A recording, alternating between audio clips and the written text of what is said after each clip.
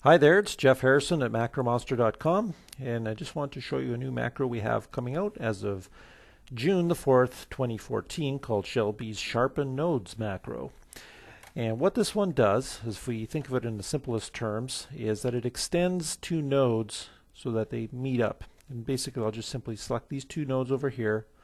I've assigned a toolbar icon to do it, but maybe even better is to us also assign a shortcut key combination, and I have set Shift plus the letter S. Now that's a CorelDRAW default for the Smart Drawing tool, but I don't use that tool in CorelDRAW, so I simply chose to overwrite the defaults by pressing Shift S, and you can see how it extended the angles on those two nodes to complete that. So where this can be useful is that, you can use it on text if you wanted, I suppose. I'm just going to go ahead and weld all of these pieces together. But if I was to just go in here, and say on this K, for example, I'm just going to use my hotkey combo because it's just faster. And I just grab pairs of nodes like this so you can see quickly how it's brought those to a point. Now this letter S has a lot of nodes on it. I'm just going to thin that down a bit here. And let's look at the S here. If I was to double click on those nodes and press Shift or my hotkey combo, see how it does a nice little swirl around there? Now that's something that's probably not going to be easy to do manually to get that kind of accuracy.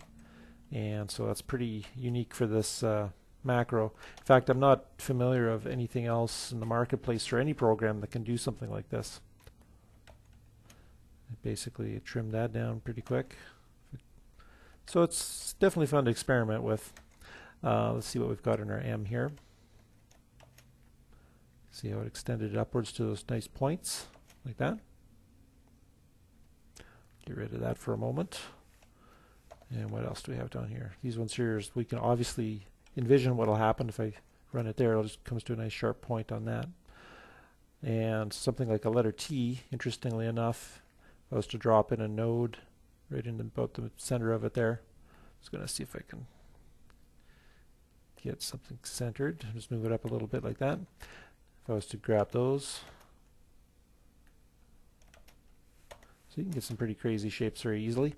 Now on this ellipse here, I'm just going to actually break all of this apart. This is just a regular circle, nothing too fancy about it. I'm just double clicking on it.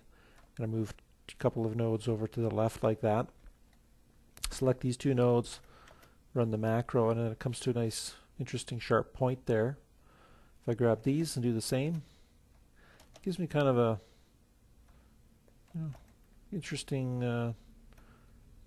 shapes, So let's have a look at something more complicated on our next page here.